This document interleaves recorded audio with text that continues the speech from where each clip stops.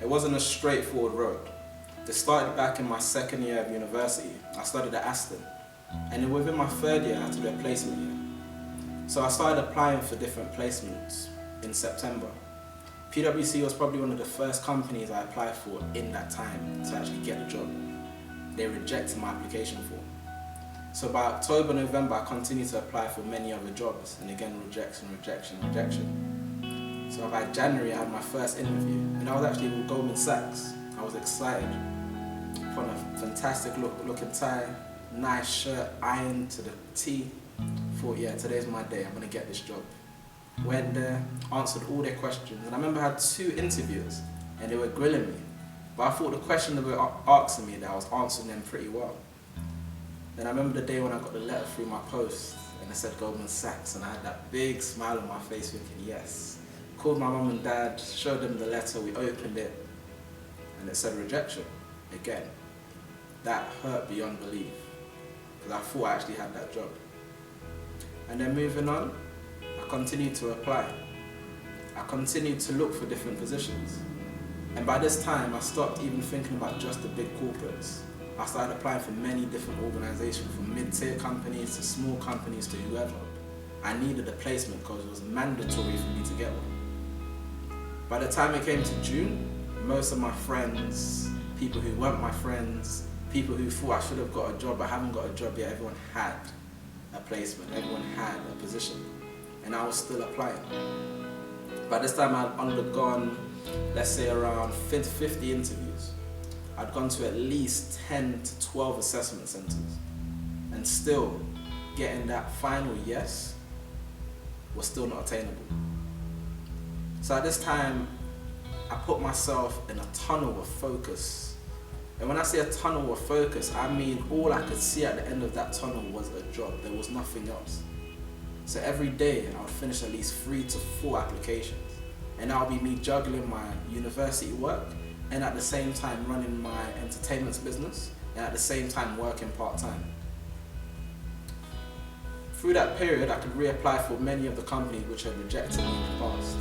PwC being one of the first, 6 months had gone past, so I could reapply for them. But this time, I just didn't reapply. I looked at all the lessons I had learned from my previous rejections, and I even called up PwC to find out why I was rejected in the first place. Why did my application form from the first round not work out? You need to learn from your lessons. You need to learn from your failures. That's what leads to success. From those lessons, and they told me what I did wrong, I changed those questions. Got through to the next round, I had my interview, and I used all the techniques which I learned from my other interviews to nail that interview. And I remember when I got the call the next day to say I've made it through to the assessment round, and the interviewer was impressed with how I articulated my answers. Why? Because for that interview, I took control of that interview. The first thing I did when I walked in the room, I said, oh, yesterday I was at a leadership conference and it was really interesting what the young man on stage had to say.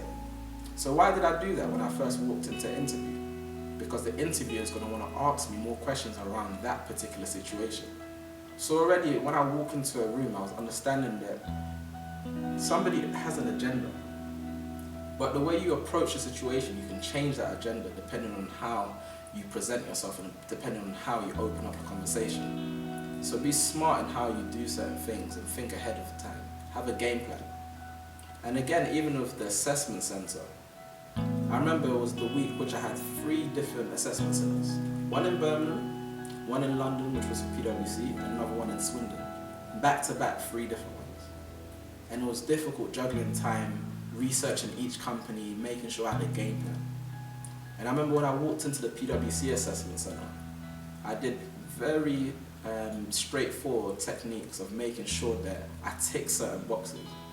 As soon as I sat down in the room, I found out what each individual person around me did, what they studied, so I knew who the other players were.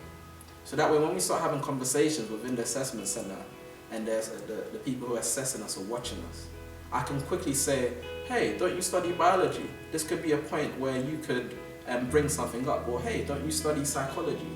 So it didn't matter what the initial question was going to be. I had a game plan of which I could utilize everyone else in the room to make sure that I looked like a good team player. And also the second thing I've done, as soon as the assessment centre started, I said, let me be the one to take the time. Let me be the one to say, we've only got 5 minutes left, let's make sure we wrap this up. We've only got 1 minute left, let's make sure we wrap this up. Why? Because that shows time management. Have a game plan when you want to do things. Understand what it means to win. Understand what winning looks like to the assessor. And that's what I understood at the time. So through all these different things, on the 1st of August, I still remember it. I packed up all my bags from university. I was on my way back down to London.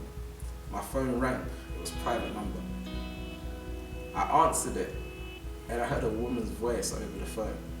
And she introduced herself, saying she was from PwC's. My hand was shaking, I closed my eyes, and she said, you've got it. I can confirm that you're going to start a placement with us. In my heart of hearts, that was one of the happiest times ever. Because I so badly wanted to work for one of the biggest companies in the world, and I told everyone what my ambition was. But throughout the struggle of applying from September to August to not actually get a placement, I started to lose confidence to say that what I wanted to achieve, I thought it wasn't going to happen. But then it came true, and it did happen. And I want to let you know that when you go after something, go after it wholeheartedly. Never give up. It might not come the next day or the day after. Patience is not an act of waiting. Patience is an act of taking actionable steps until what you're looking for, until what you're searching for, until that thing that you want, make it happen.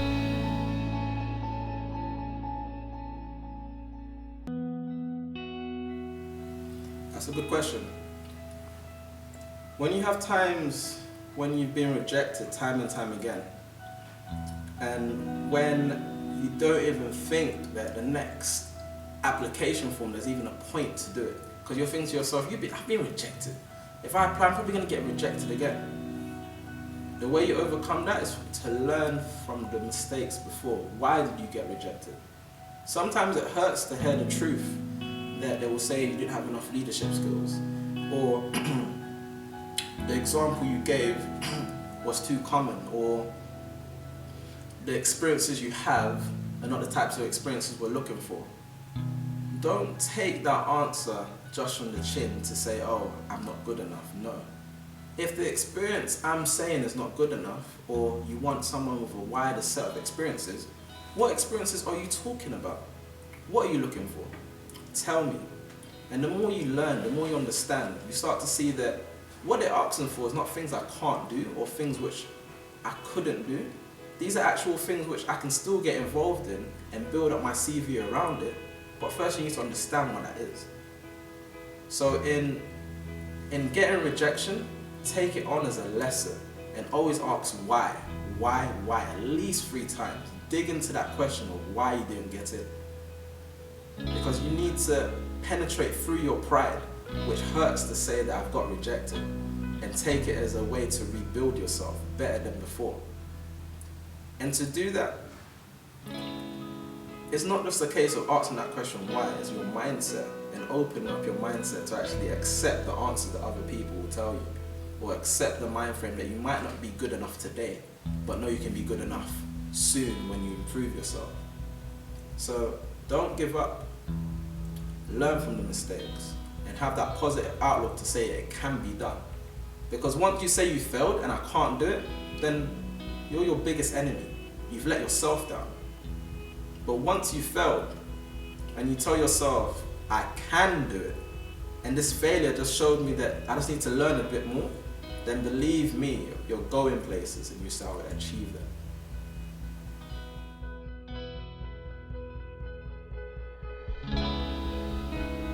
My day-to-day role within PwC right now is quite diverse. So in terms of my career in PwC, I've worked in 3 different departments. I started first in audit, like I said, when I was doing a placement. I was in audit for 11 months, and during that time I studied towards my ACA exams. Then when I graduated from university and I rejoined PwC, I joined as a graduate within their business restructuring team, where we looked after companies which were potentially going to become insolvent, and rather we tried to help them to restructure their debt and turn them around, or we'll be in a position of which we'll try to find the best buyers for their assets to get as much capital as we can to pay off some of their creditors and pay off some of their stakeholders in terms of running the business. And then when I took 15 months off from PwC, I rejoined the firm back in 2014 within the Africa business team. That's where I sit currently. And my day-to-day role within the Africa business team can range from speaking to clients who are interested in Africa, coordinate internal meetings with staff who are going to potentially be pitching or proposing to new clients, supporting our interest group of people internally who are actually interested in seconding or having a role within PwC Africa. It could be from attending events or speaking at events or organising our own events to make sure that we're positioning PwC as the brand which our clients want to go to Africa with. So the role is quite diverse, so it ranges from marketing to business development to strategy to people management to leadership. So in terms of that role, I enjoy it because it's quite diverse. Every day is different and every day is a new challenge.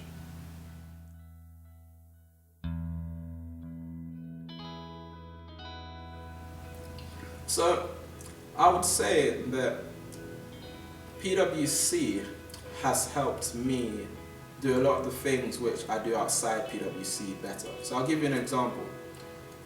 When I first wanted to start Go-Getters, I had this idea and I spoke to 40 people over a weekend, and I had at least 20 of them who were excited to come on this trip to Africa. I mean, they wanted to make it happen. They were like, Alieu, this is an amazing idea.